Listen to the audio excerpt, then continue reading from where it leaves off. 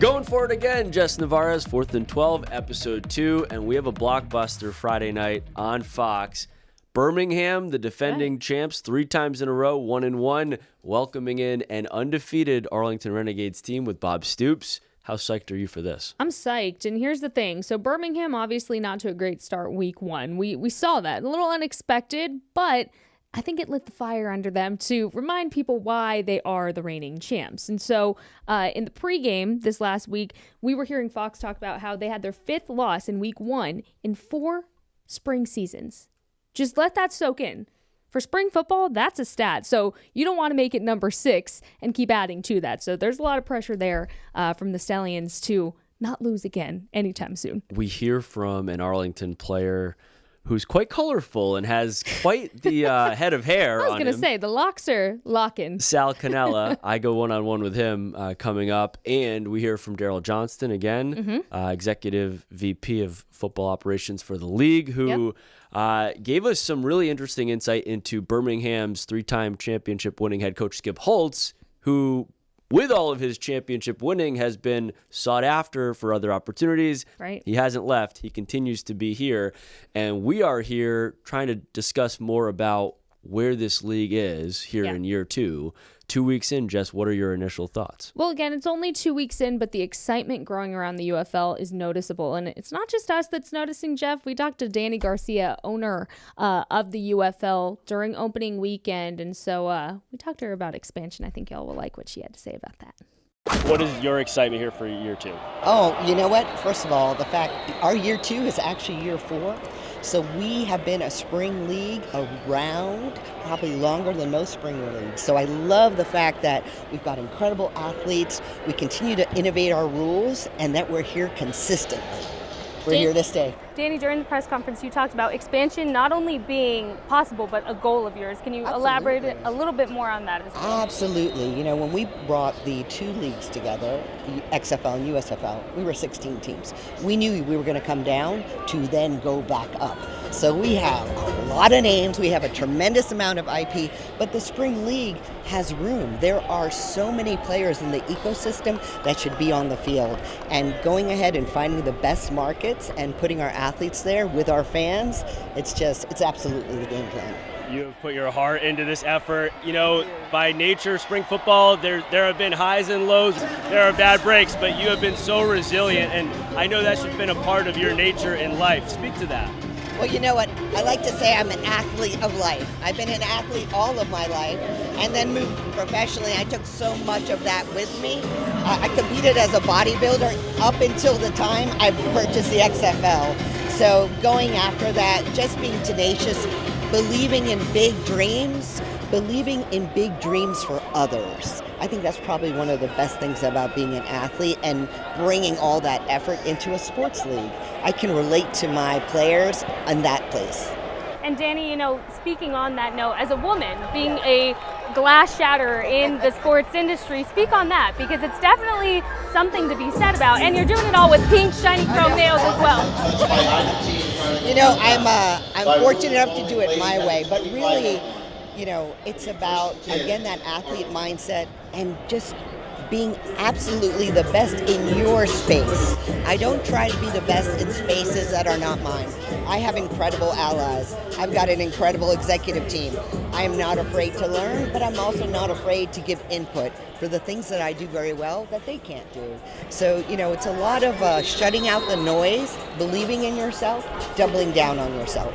So much of your story has been tied, of course, with The Rock, Dwayne Johnson, your ex-husband, who you continue to work so closely in business with. He's been such a great face for spring football. Yeah. Describe for the people who maybe don't see the behind the scenes how much his heart is in this. Oh, absolutely. You know, but for the fate of this league, he would have been right out there. He was player 54. So when it came to looking at the fact that he would be able to give athletes in football another opportunity to get those reps, to get that time, to improve, to play the game they love, that resonated with him so deeply. You know, we are a culture within our organizations, any partnership that I am with DJ, which is about, we never lose that chip. We're in that grinding, we're looking to get better, we're humble, we know where we came from, we appreciate that, and we grow. Finally, we're here, opening weekend in Arlington. It's a beautiful day. As an owner, I'm just so curious, what is it like, the experience every weekend when this league is happening? I can just only imagine, what your heartbeat is like game and game and game, as it continues to go. You're asking a great question. So, first of all, think about in sports, you have one team. Right. You live and die with that team, etc. When you have 8 and you have almost 500 athletes and coaches and players, every weekend is about wanting everyone to win, which is impossible. So then how can I have everyone have dynamic play? I'm obsessed in supporting them for dynamic play. And then it's about getting all those boys home safely. Yeah. So it's a combination of loving the sport, being immersed in the welfare of everyone within the ecosystem. Yep. When the 12 weeks are done, I hope you sleep better. You on vacation? Yeah, I really take a little downbeat. But that's football. It is fully immersive, and with that immersion, you get this incredible glory and satisfaction. Jeff, Danny just blows me away. Talking to her was so fun. She was very approachable, and what I really liked about it was the transparency that she had as an owner of the league, which is not something you're used to when you cover sports. Usually it's very hush-hush. Danny was an open book, and I love that. And I love the athlete mentality. Yeah. And she has the bodybuilding background, and you can sense how much she really, truly is invested in this. And I think one thing that is so impressive and rare still in sports at large when you look across the landscape is female leadership at that highest level. I think of the Williams sisters and their ownership stake with the Miami Dolphins. I know there are some other women across sport that really have inspired you, but I know you were really impressed with Danny and kind of touched by her influence on this league so far. Yeah, absolutely. I mean, being a woman in sports is no easy feat, and it's made my skin be very thick through the last few years since I moved here. But it's just great when you get to touch base with these women that are making it in the league and making something new. And specifically for Danny, she's creating this, and this is in the palm of her hands. And so it was inspiring to talk to her. We hit off with our nails, first of all. Like, we had matching nails. I just knew things were going to be... Something I can't fit in on. I know we'll talk Sorry, about my Jeff. fashion sense a little bit more coming up. Oh, I can't wait to talk about that there. one. I can't wait. But the way she was just very personable about it and very open and honest. And even with us, just talking to us, if we needed anything, she knew about the podcast. She was very supportive of it. So, gosh, I can't say how much I really enjoyed our conversation enough with Danny. Well, and, you could sense her almost like intensity, motherly responsibility for, she said it, there's 500 players, there's 500 guys. I need to make sure they get home safely. And I think, on episode 1, we took away a lot from just Daryl Johnston's investment in every single little detail. And so, listen, for years, it's been talked about spring football. It hasn't stuck. How is it going to actually survive and thrive long term? Well, if it's going to, right, you have to be invested in all of these little details. And we are seeing that. We are really fortunate and spoiled, I think we would probably agree, to see some of this literally play out in front of us with these major stakeholders like Daryl Johnston, like Danny Garcia. Absolutely. And so we're going to continue to talk about Danny as the season goes on, but we have a really fun interview coming up. We were talking about Jeff's fashion sense. Is that right? Just wait until we talk to Sal on the other side of this.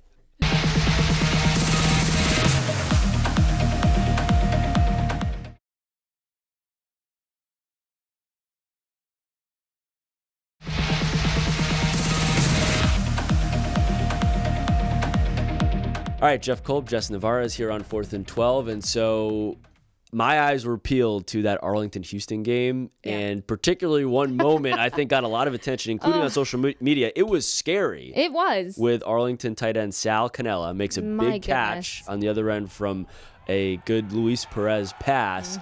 Took a shot, though, and he was down. Yeah.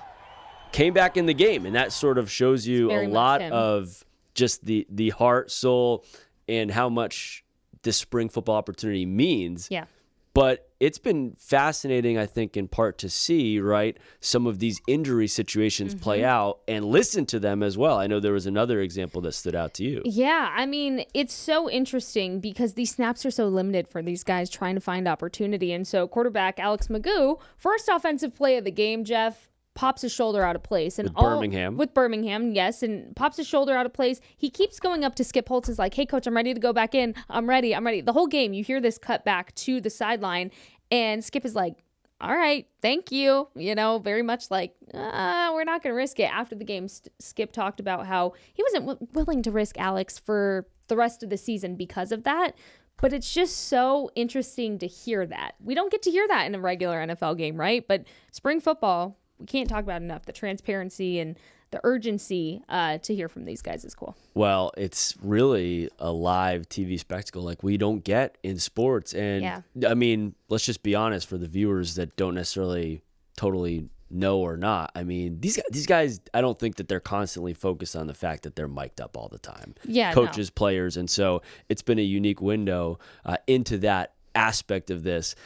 As for Sal, I was treated with sitting down with him back during UFL Media Days. This is a guy who spent some time with the Tampa Bay Buccaneers last football season. Really has admired his opportunity to learn from watching a guy like Mike Evans, and he thinks that he has the potential, at least, of one of the best tight ends in the game, Travis Kelce. Take a listen. How close do you feel like you might be to sticking in the NFL? Man, that's a $1 million question right there. Literally. If I knew, I probably wouldn't be sitting here. But man, it's right there, man. It definitely is right there. As everyone that plays the game, they know that obviously you got to be good enough, but there's a lot of other factors that are uncontrollable. But when you're there, the only thing that you can control is how you play. Can we agree that you can't believe everything you hear in the media? Yeah, I've been telling my parents that from the day I got to Auburn. They're over here sending me every article about everything. I'm like, Mom, they don't really know what's going on. Just come to me. Well, so that applies to the bad and the good. Oh, yeah, it applies to it all. So I've been told that this week, your teammate here, Marquette King, said that you are a better tight end than Travis Kelce. Oh, gosh. True or false? Well, obviously it's false based on if you were going on. I mean, he's there and I'm here, so false. But that's definitely one of the guys that I, resembled my game after early on, and somebody that's been doing it and kind of putting light to tight ends that are very hybrid-esque, So, am I better than him? No, but do I think I have some abilities that he has as well? Absolutely. I think from the outside, some people would envision a certain amount of seriousness from Bob Stoops. Right. No nonsense type of attitude. What do you think, if someone from the outside could get the inside view that you have, what do you think would surprise them about Coach Stoops?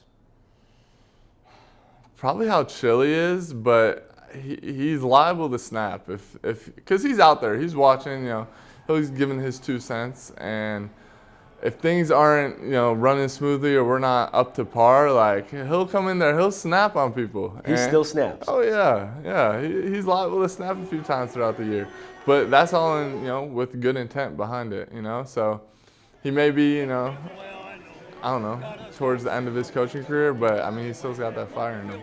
Troy Polamalu, others, you see in these hair product commercials. Is that your future? Man, I've been begging, man. Pantene.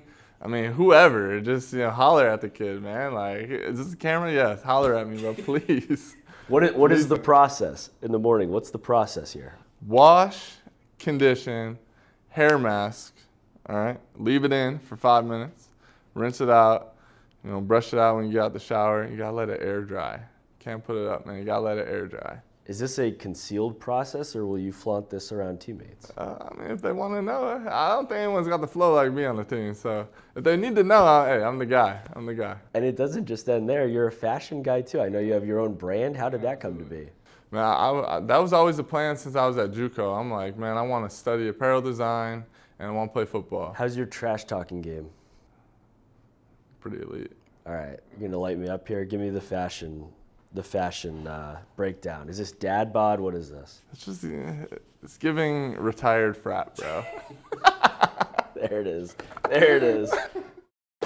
First of all, can we talk about the retired frat boy look and how much I'm just never going to let you live For the down. record, never been a part of a frat, Jess Navarez. You know what? You fooled both I know Sal you don't believe and me. I don't believe you. And it's 2 for 2. I'm just saying. Sal is talented, to his credit. I think he could be a current frat boy. Sal, I'm just saying. I don't know. I also need the hair conditioning treatment remedies that he was talking about. He was talking about that scalp treatment, the conditioning treatment, the hair mask. I need all of the secrets. His hair looks phenomenal. I think he could be right there with Troy Polamalu. I think he deserves an up.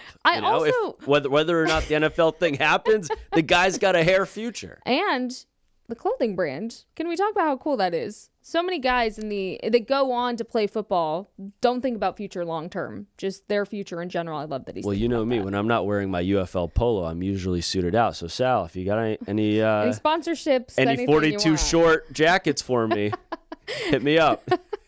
We'll be right back.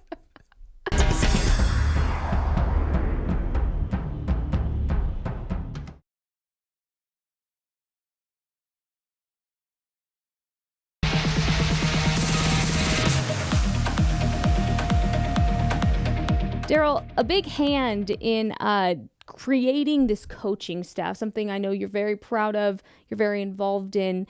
And talk us through that process for you specifically. How does that work? And you have a lot of really big names right now. How do you possibly dwindle it down? Where we're at now, I talk about this quite a bit.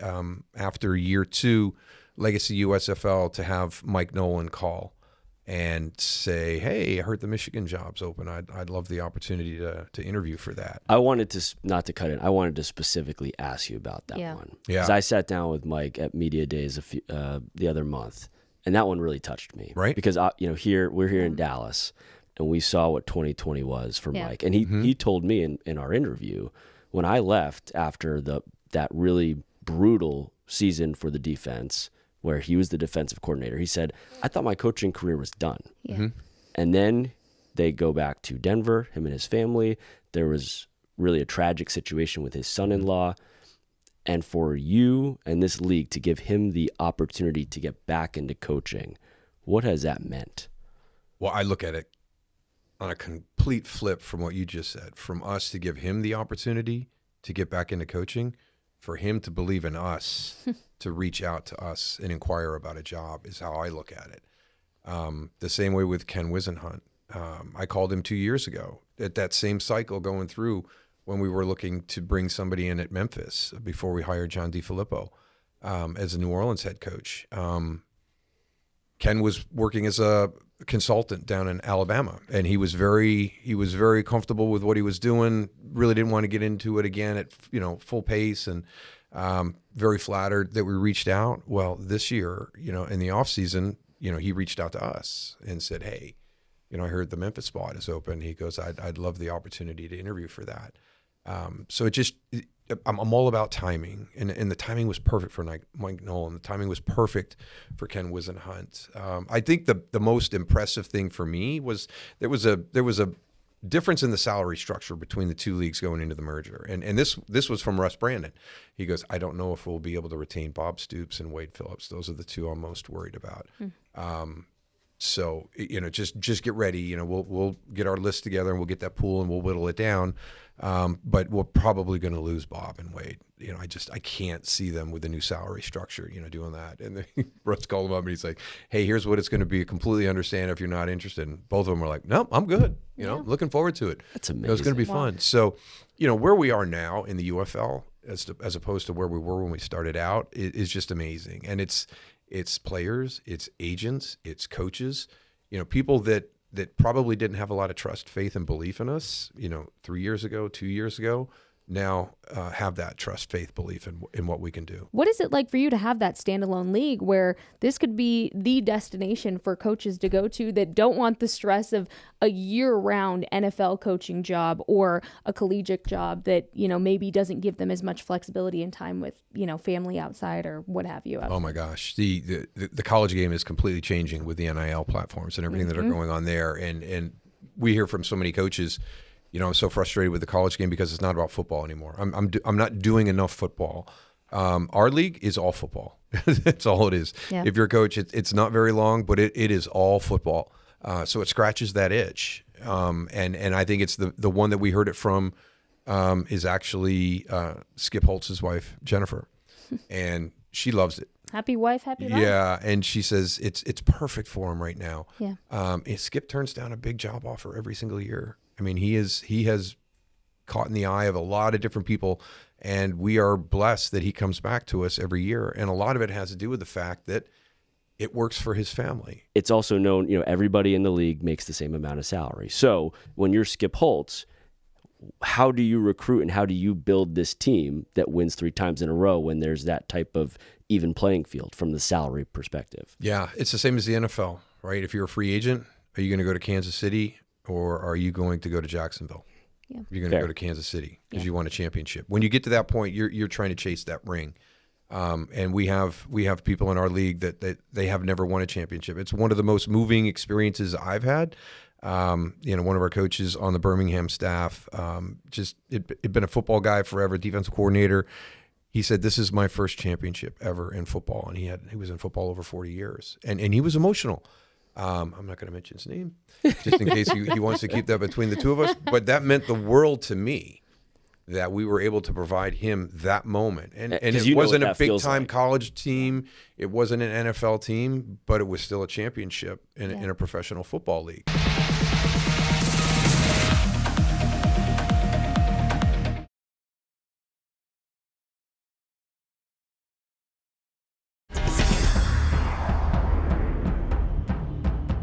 Welcome back to the 4th and 12 podcast. Jeff Cole, the unproclaimed retired frat boy, Jess Navarro's over here. Jeff, what stood out from Daryl's interview? Talking about Mike Nolan specifically. I know that one hits home for you. Well, I just love that whole story as far as Mike getting the second opportunity he never thought he'd have. And then just beyond that, the fact that they have been able to generate the interest they have from a Skip Holtz to not leave, from Bob Stoops, Wade Phillips to not worry about the number. They want a part of this. Absolutely. For me, living through that Cowboys 2020 season, I love to see Mike get a redemption here with the UFL. So good to see. Jeff, we're officially done with week 2 here. Moving on to week 3. Where can the people find the 4th and 12 podcast? Fox Local, which anybody can download, and anywhere you get your podcast. And don't forget, no onside kicks. Keep it 4th and 12. Tell your mom, tell your grandma, tell your dad, tell everybody. Download our podcast. See you next week.